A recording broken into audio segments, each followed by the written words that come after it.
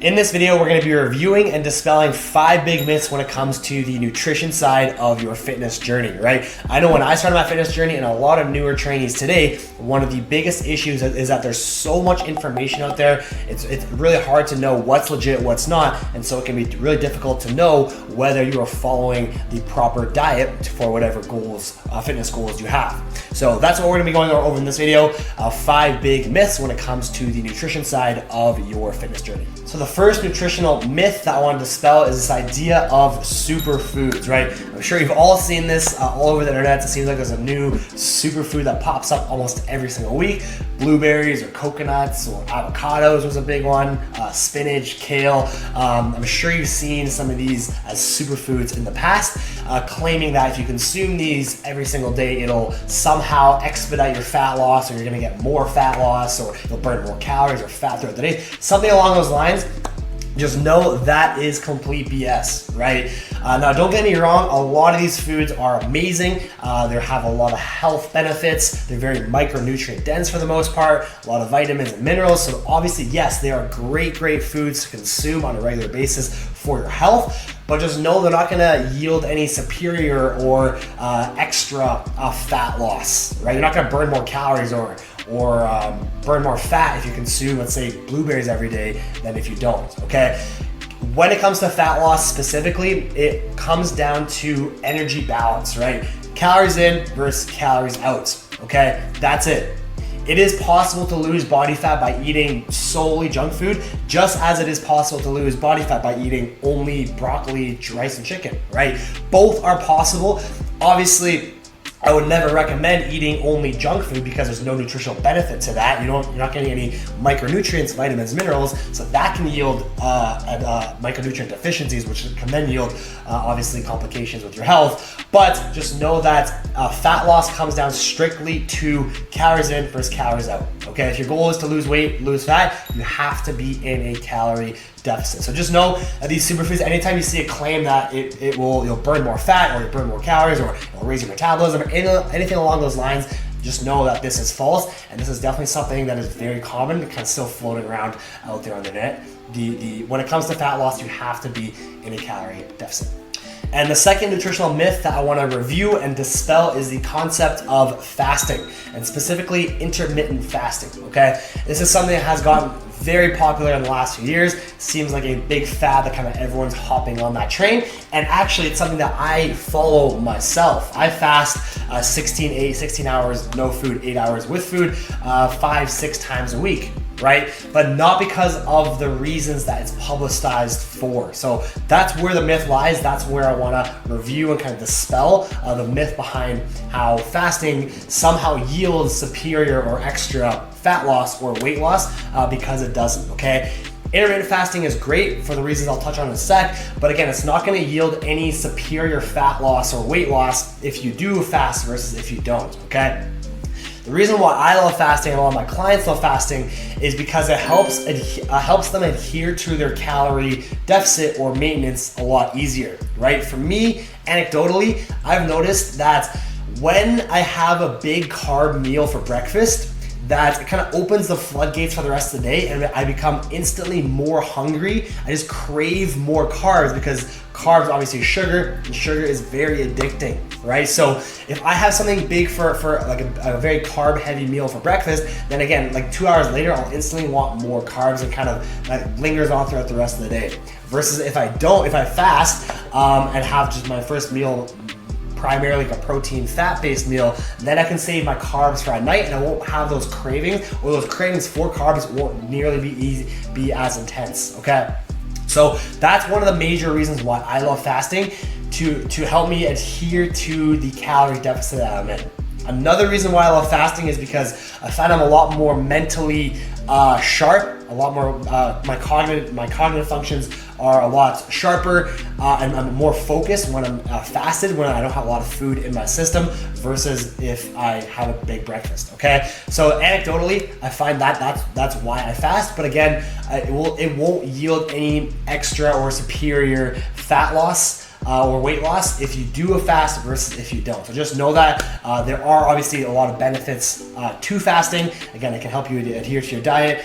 From a work standpoint, you may be more efficient if there's not a lot of food in your system, because digestion takes a lot of energy from your body. Right, so those are a couple of the biggest things when it comes to fasting. Just know that when it comes to a fat loss standpoint, there is no extra.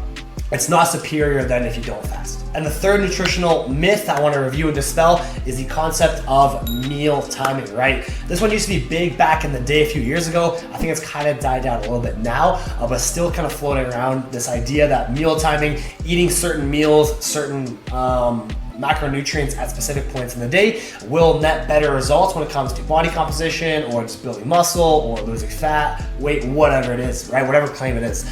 And simply put, that although meal timing can have an effect to some degree, it is such a small piece of the pie that most people way overvalue it, right? And they undervalue the fundamentals of nutrition, the training, the recovery, which makes up like 90% of your results, right? So again, people overvalue things like meal timing or supplements or these very small things and don't place enough value on mastering the basics, okay?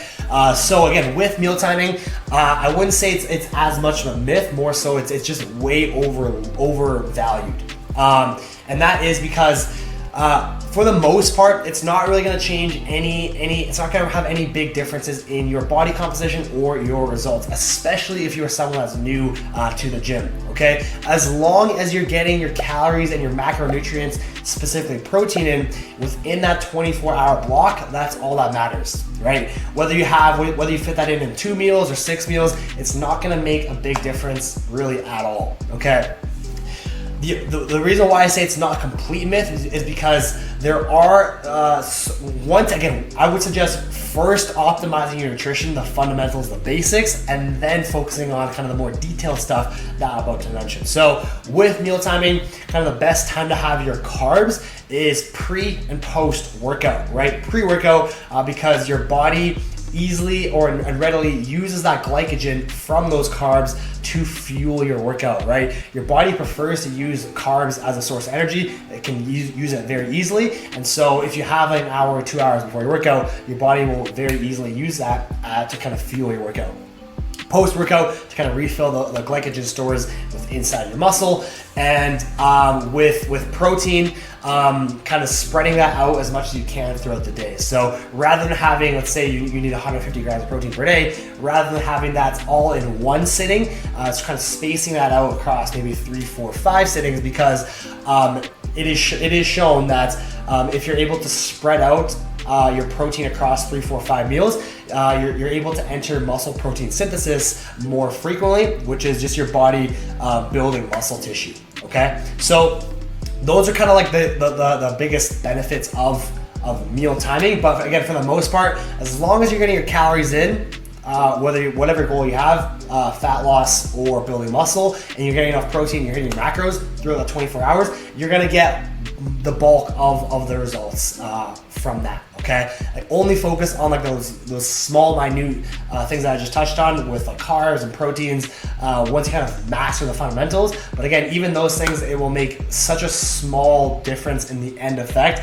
that again, I think it's overvalued, which is why I wanted to bring it up in this video. And the fourth nutritional myth I want to dispel is this concept or idea that carbs make you fat, okay? I see this so much out there, people that are like carbophobes or people that fear eating carbs because they think they're gonna blow up and just instantly get fat. And that is not the truth at all. There is not a sliver of truth in that statement. Carbs will not make you fat, okay? Eating too many carbs can make you fat, but carbs by itself will not make you fat. Like I mentioned several times now in this video, the only thing that will make you fat is being in a calorie surplus, eating too many calories, whether that be from proteins or fats or carbs. You have to be in a calorie surplus, right? You're eating more calories than you're expending to gain fat, okay? Again, carbs by itself will not make you fat. Do not fear carbs. Carbs are awesome for your body to use as fuel. Like I mentioned in the last point, your body uses carbs very easily as glycogen to fuel your workouts, your day-to-day activities, just your day in general. Okay, so again, do not fear carbs, especially fruits. Fruits are awesome, very micronutrient dense, like I mentioned, a lot of vitamins and minerals. So again, do not fear carbs. They are great and they can help you increase your performance in the gym. And the fifth and final nutritional myth that I want to review and go over in this video is one that is highly debated right now, and that is the question of what is the best diet to follow to get you the best results, to get you the best body composition, to build as much muscle as possible or lose as much fat as possible, right? And the short answer to this is that there is no diet that is superior to another diet, okay? There are many different ways to get to the end same result, whether that is to lose fat or build muscle or just body composition. And so again, there is no one diet that is superior to any other diet.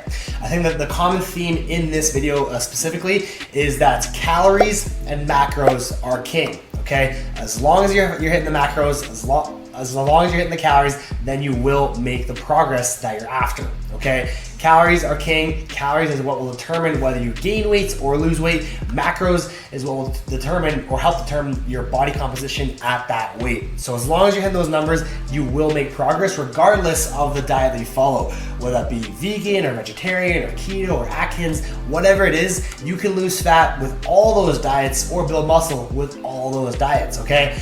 The reason why a lot of people follow keto and they think it works isn't because they're not eating carbs, but it's because of the elimination of those carbs is putting them in a calorie deficit. So by default, again, the calories, they're at a calorie deficit, and that's what is needed in order to lose body fat. So again, there is no one diet that's superior to another. Whatever diet helps you adhere to your calorie surplus or maintenance or deficit long term is the best diet to follow. So that rounds off this video. 5 nutritional myths. Hope you guys learned a thing or two from it, and we'll see you here in the next video.